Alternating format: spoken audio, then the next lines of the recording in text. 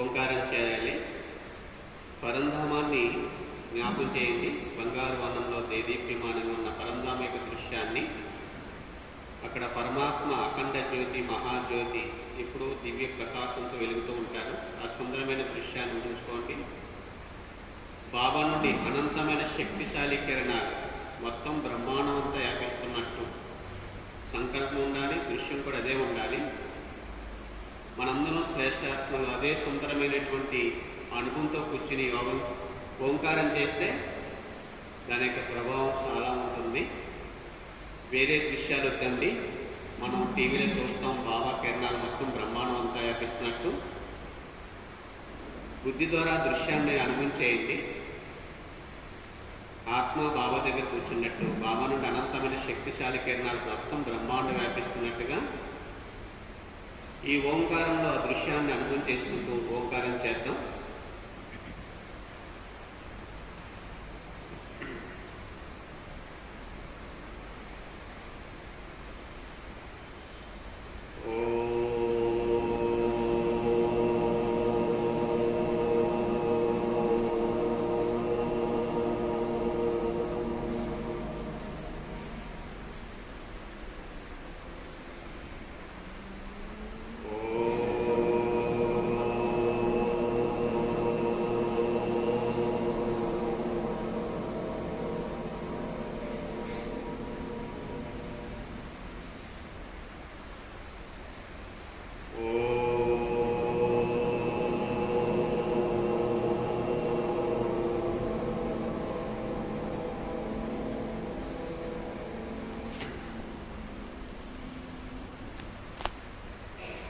ఇప్పుడు ఏదైతే బాబా సంకల్పాలు ఇస్తారో ఆ సంకల్పాల లోపల నడిపిస్తూ ఆ దృశ్యాన్ని అనుభవం చేసుకుంటూ ఇక్కడ మనస్సు బుద్ధి రెండూ పనిచేయాలి.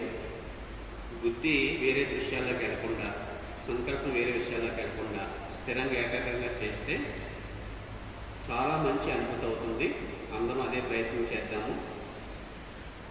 సంకల్పం ఇస్తారు, లోపల ఆత్మ ఉంటుంది, కానీ ఆ స్వరూపంలోకి వెళ్ళాలి, ఆ స్థితిలోకి వెళ్ళాలి. వినడం వేరు, లోపల విని ఆ స్వరూపంలో అనుభవం చేసుకోవడం వేరు. ఇప్పుడు శివుడి ద్వారా ఆత్మ వింటుంది, విన్న విషయాన్ని లోపల ఆ స్వరూపంలో స్థితిలోకి వెళ్ళడానికి మనం ప్రయత్నం చేద్దాము.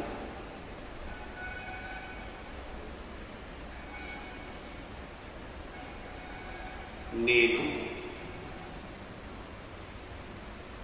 ఈ కంటికి కనిపించే రక్తమాంసాలతో ఉన్న శరీరాన్ని కాదు. సంకల్పము ఏదైతే ఈ కుర్చీలో కూర్చుందో శరీరము అది నేను కాదు. నేను ఈ శరీరం అంతర్భాగంలో కంటికి కనిపించని ఒక చైతన్య శక్తిని అనుభవం చేయండి. ఈ నామరూపాలతో ఉన్న శరీరం ఏదైతే ఉందని నేను కాదు. నేను కంటికి కనిపించను.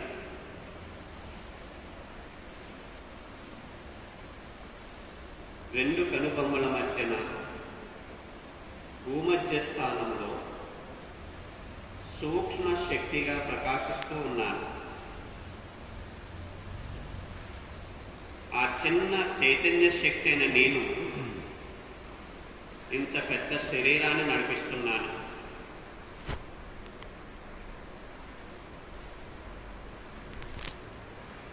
కళ్ళు వేరు, కళ్ళు లోపల నుండి చూసి అనుభవం చేసుకుని ఆత్మనే నేను వేరేగా ఉన్నాను.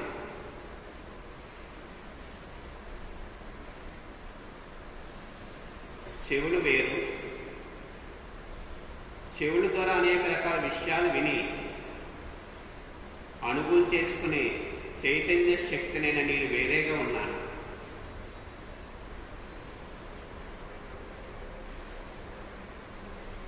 నోరు వేరు, నోరు అంతర్భాగం లోపల నుండి మాట్లాడే ఆత్మనైనా నేను వేరేగా ఉన్నాను, కనిపించాను. మనస్సు, బుద్ధి, సంస్కారాలతో కూడిన ఒక చైతన్య శక్తిని నేను ఆలోచించగలను, గ్రహించగలను, అనుభవం చేసుకునే శక్తి కలిగిన ఆత్మను నేను. ఈ శరీరంలో ఉన్న కర్మేంద్రియాలు వేరు, వీటిని నియంత్రించి నడిపించే యజమాని ఆత్మనైన నేను వేరేగా ఉన్నాను. ఇక్కడ కూర్చున్న వాళ్ళందరూ ఆత్మస్వరూపులే. శరీరాలు భిన్న భిన్నంగా ఉన్నా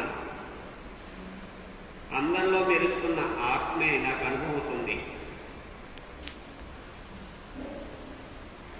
ఇది ఒక శ్రేష్ఠ ఆత్మల సభ.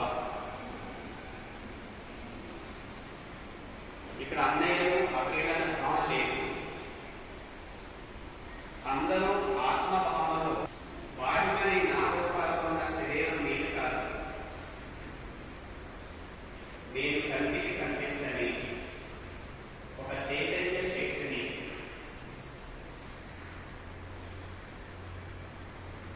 ఈ శరీరంలో రాత్రులు నేను ఉన్నాను, బిందు స్వరూపంలో. నేను ఈ శరీరంలో ఉన్న బిందు స్వరూపంలోనే ఉన్నాను. నేను ఈ శరీరాన్ని వదిలేసిన నా సత్యమైన స్వరూపం బిందు స్వరూపమే. శరీరాలు మారిన నా అనాది స్వరూపం బిందువు. ఈ చిన్న బిందువైన నేను ఈ అనంతమైన సృష్టిలో అద్భుతమైన పాత్రను చేసే ఒక అద్భుతమైన నటుడిని. శరీరాన్ని మారిన నేనెప్పుడూ చైతన్య రూపంలో మెరుస్తూనే ఆత్మ, ఒక ప్రకాశ. ఆయన స్వరూపమే నా స్వరూపము. భగవంతుని సంతానమైన నేను భగవంతులాగే మెరుస్తుండే ఆత్మను నేను. బిందువైన బాబా దగ్గర కూర్చున్నాను. రెండు బిందువులు పరంధామంలో కలుసుకుంటున్నాయి, అడుగులు చేసుకుంటున్నాయి. ఆశ అవుతుంది. నా మనసు సమర్థవంతంగా శ్రేష్టంగా మారిపోయింది. బుద్ధి దివ్యంగా మారింది. సంస్కారాల్లో శ్రేష్టత, దివ్యత అనుకుంటున్నాయి.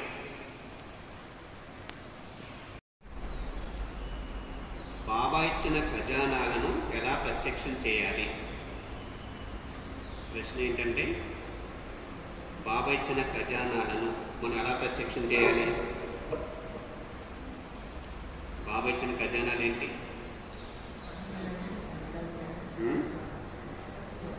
బాబా నిరాకారుడు కదా. ఆయన లోపల ఉన్న ఖజానాలు ఏంటి? కోట్లాది రూపాయల ఆస్తులు ఉన్నాయా? బిల్డింగ్లు ఉన్నాయా? సోలం ఏమైనా ఉందా ఆయన దగ్గర? బిందువైన బాబా దగ్గర ఉన్న ఖజానాలు ఏంటి? ఆత్మ కావాల్సినవి ఉన్నాయి. గుణాలు, శక్తులు, జ్ఞానం. అది సంస్కారాల రూపంలో బుద్ధిలో రికార్డ్ అయినాయి అనుకోండి. ఆ జ్ఞాన ఖజానా ద్వారా ముఖము, నడవడిక ఆటోమేటిక్గానే కనిపిస్తాయి. అప్పుడు బాబా ప్రత్యక్షం అవుతారు.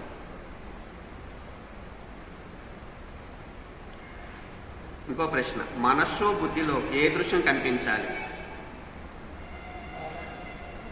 ఇంకో ప్రశ్న ఏంటంటే, మనస్సు ఉంది కదా, బుద్ధి ఉంది. ఈ రెండు చాలా పవర్ఫుల్. ఈ రెండాటిని పరివర్తన చేయడానికి బాబా మురళి. మనస్సు, బుద్ధిని మార్చడానికే కదా ఇంతగా ఇన్ని సంవత్సరాల జ్ఞానం అనేది. మనస్సు సూక్ష్మైంది, బుద్ధి సూక్ష్మైంది. ఇప్పుడు జడమైన ప్రకృతిని మార్చడం సహజమా, లేకపోతే చైతన్యమైన ఆత్మను మాత్రం సహజమా? చెప్పండి. ప్రకృతి అంతా జడమే, దాన్ని తయారు చేయడం సహజమా? లేదా చైతన్యమైన ఆత్మను తయారు చేయడం సహజమా?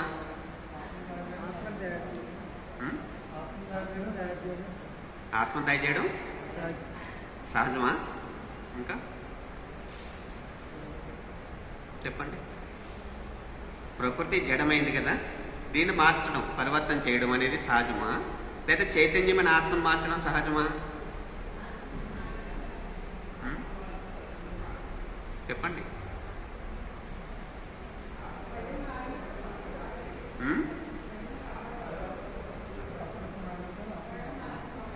ఇప్పుడు బయట చెక్కలు ఉంటాయి, చెట్టు ఉంటుంది, దాన్ని అందమైనటువంటి చీర కిందో లేకపోతే పక్షుల కింద మార్చడం సహజమే. దాంట్లో ప్రాణం లేదు, మనసు బుద్ధి లేదు. ఎలా కావాలితే అలా వింటది, అది జడం కదా అది. ఇలా చెప్పమంటే అలా ఉండిపోతుంది. ఇలా చెక్కామనుకోండి, మనసు అలా నువ్వు ఇది చూడొద్దు, ఇది ఆలోచించొద్దని ఉంటుందా? ఇది జడమైన ప్రకృతి ఎలా కావాలితే ఎలా ఉంటుంది. ఇంకేంటంటే జడమైతే చైతన్యం లేదు, మనసు బుద్ధి లేదు, ఆలోచన లేదు, బుద్ధి పనిచేయదు. అది ఇక్కడ పెట్టామనుకోండి, ఆ జడ వస్తువు అలాగే ఉంటుంది. మరి బుద్ధి ఇదే చూడమంటుంది, ఇదే ఆలోచించమంటే బుద్ధి ఉంటుందా? బుద్ధి అలాగే ఉంటుందా? జడమైన ప్రకృతి చలనంలాగా అలాగే ఉంటుంది, బుద్ధి మాత్రం అలా ఉంటుందా? కాబట్టి ప్రకృతిని మార్చడం ఈజీయే, చైతన్యమైన ఆత్మను మార్చడం చాలా కష్టం. సర్వశక్తివంతుడైన భగవంతుడు ఇన్ని సంవత్సరాల నుంచి ఇంతగా జ్ఞానం చెప్తున్నా సూక్ష్మశక్తి అన్న మనసు బుద్ధి మారుతున్నాయా? ఇది ఆలోచించుకోవడం అంటే మాట, ఇది మా బుద్ధి ఇలా పనిచేయకూడదంటే అదే చేస్తుంది.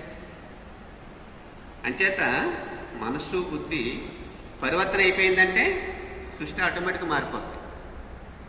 సృష్టి ఎలా నడుస్తుందండి? సంకల్ప శక్తి ద్వారానే, బుద్ధి యొక్క శక్తి ద్వారానే కదా.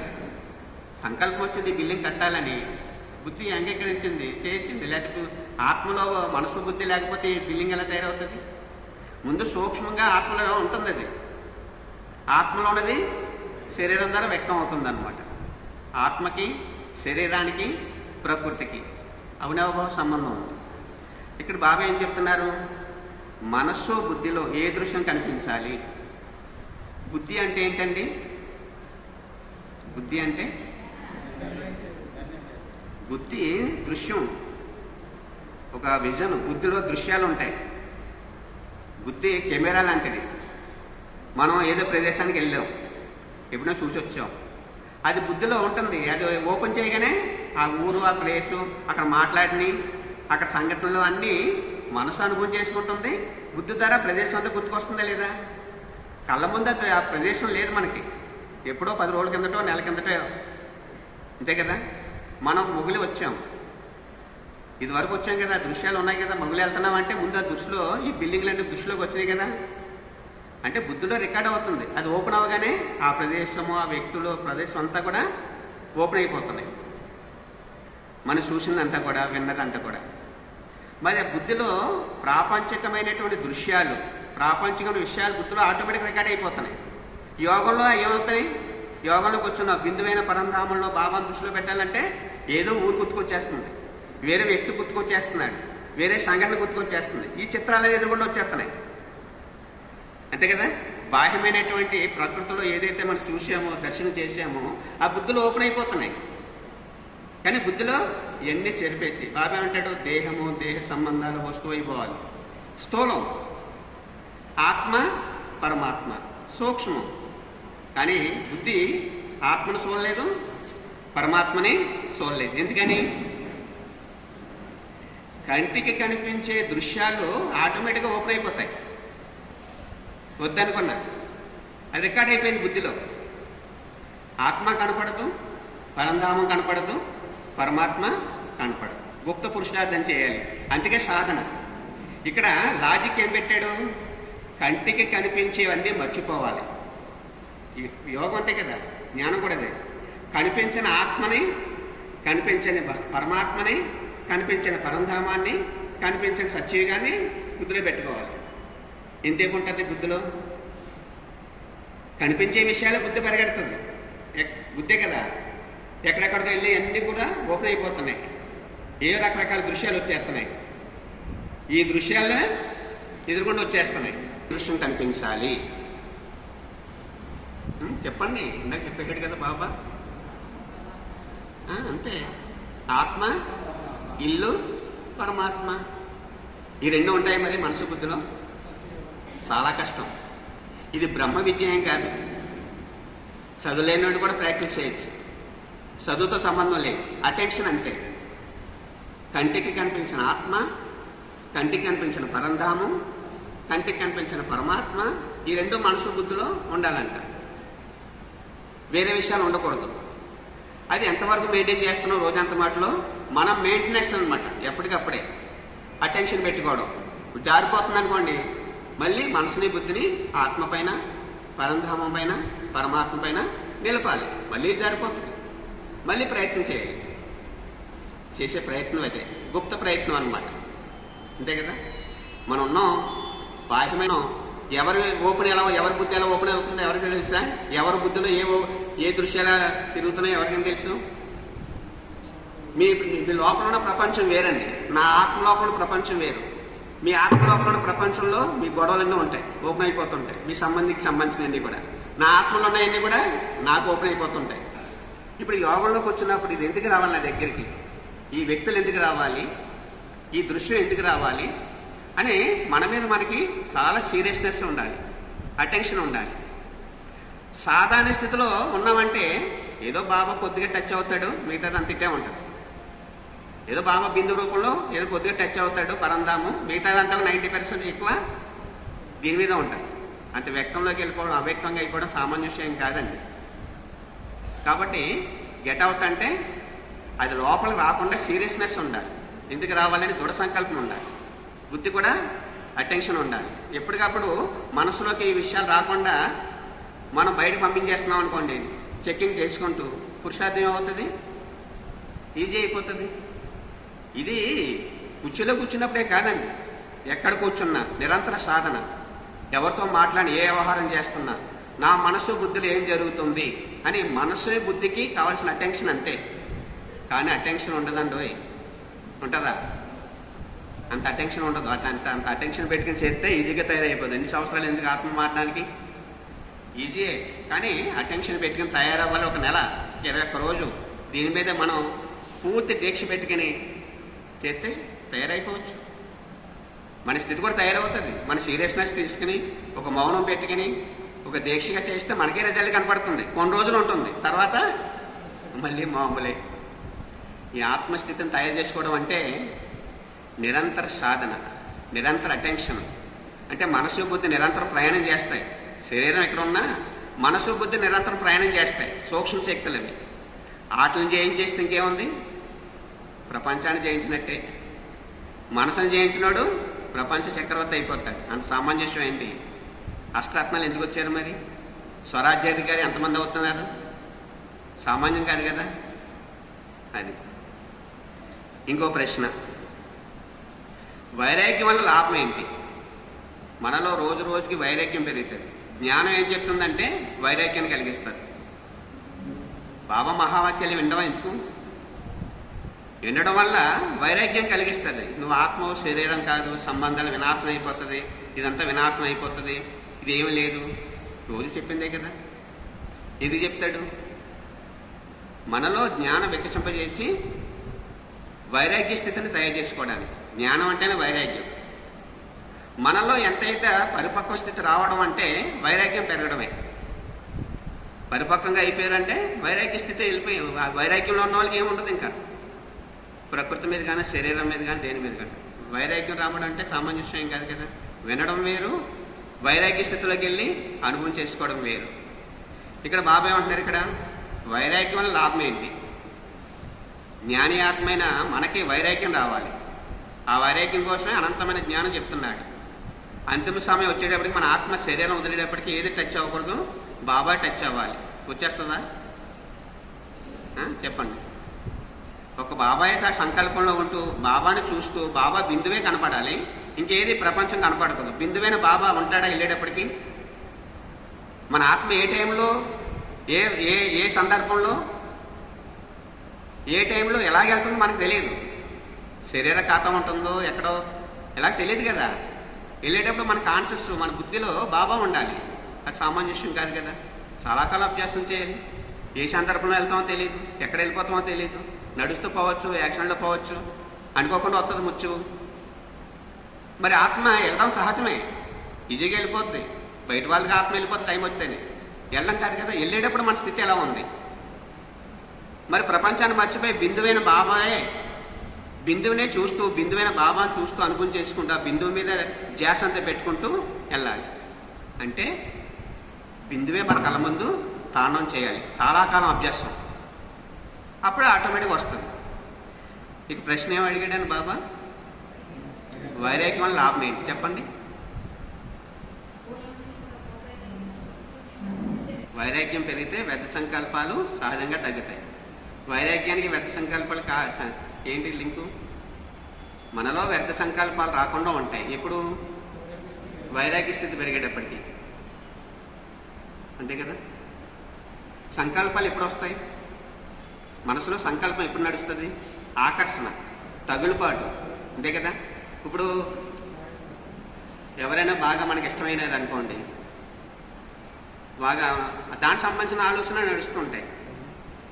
ఏదైనా వస్తువు మనకి కావాలనుకోండి, దానికి సంబంధించిన సంకల్పాలే నడుస్తుంటాయి లోపల. ఆకర్షణ, తగులుపాటు, లొంగుబాటు. ఎక్కడైతే లొంగుబాటు, ఎక్కడైతే తగులుపాటు, ఎక్కడైతే గ్యాస్ ఎక్కువ వెళ్ళిపోతుందో దానికి సంబంధించిన సంకల్పాలు ఆత్మ రచించుకుంటుంది ఆటోమేటిక్గాని. మంచి ఆలోచనలు వస్తుంటాయి వైరాగ్యం పెరిగేటప్పటికి. వేరే వ్యర్థ సంకల్పాలు రావు. ఇంకేం చెప్తున్నాడు? సంఘటనలో వచ్చే విఘ్నాలు కూడా సమాప్తం అవుతాయి. వైరాగ్యం పెరిగేటప్పటికి మన మధ్య సంఘటనలో వచ్చిన విఘ్నాలు కూడా సమాప్తం అవుతాయంట. దీనికి ఎలాగా? ఇప్పుడు సంఘటనలోకి వచ్చే విఘ్నాలు కూడా తొలగిపోతాయి అంటున్నాడు. ఎప్పుడు? దానికి దీనికి కనెక్షన్ ఏంటి?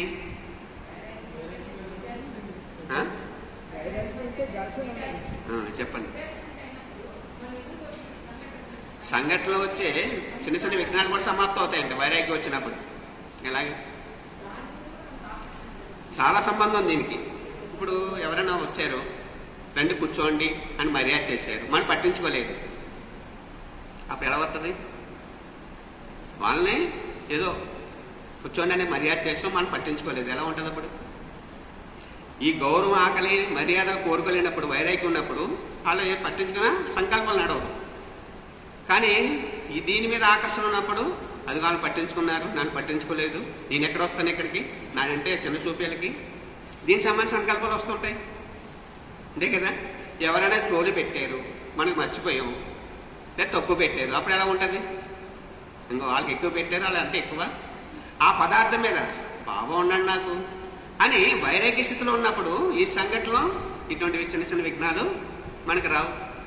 ఇవన్నీ నిత్య జీవితంలో ప్రాక్టికల్గా వచ్చే విషయాలు అనమాట. వైరాగ్యం పెరగాలి అంటే గౌరవం కావాలి, మానం కావాలి. ఈ బట్ట మీద, తిండి మీద, ఇవన్నీ అన్నాట్లు వైరాగ్యం వచ్చిందనుకోండి, వాళ్ళు పట్టించుకుంటే ఎంత, వాళ్ళు గౌరవిస్తే ఎంత. ఆ వైరాగ్య స్థితిలోకి వచ్చిన వాళ్ళకి అస్సలు టచ్ అవ్వదు. బాబా అమృతం, బాబా ముందు ఎంత ఇది, బాబా ఇచ్చే అమృతం ముందు ఎంత టచ్ అవ్వ అసలు. బాబా ఇచ్చే గౌరవం, బాబా ఇచ్చే స్థితి ముందు ఈ పదార్థాలు, వ్యక్తులు నీచంగా అనిపిస్తాయి. మనలో అంత వైరాగ్య స్థితికి వచ్చి బాబానే మనం తోడుగా చేసుకున్నప్పుడు అలా టచ్ అయినవు.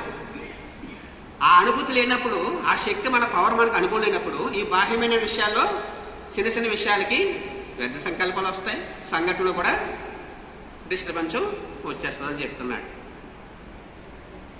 ప్రశ్న నెంబర్ 1లోకి వెళ్ళాలి, మనందరూ వచ్చినదే. పురుషార్థం కూడా ఎలా ఉండాలి అన్నాడు బాబా. ఎవరు పురుషార్థం చేస్తున్నాం అది నెంబర్ 1లోకి వెళ్ళాలి కదా. బ్రహ్మబాబా నెంబర్ 1లోకి వెళ్ళాడు, మా అమ్మ వెళ్ళాడు, దాదీలు వెళ్ళాడు అనుకోండి, మనం కూడా నెంబర్ 1లోకి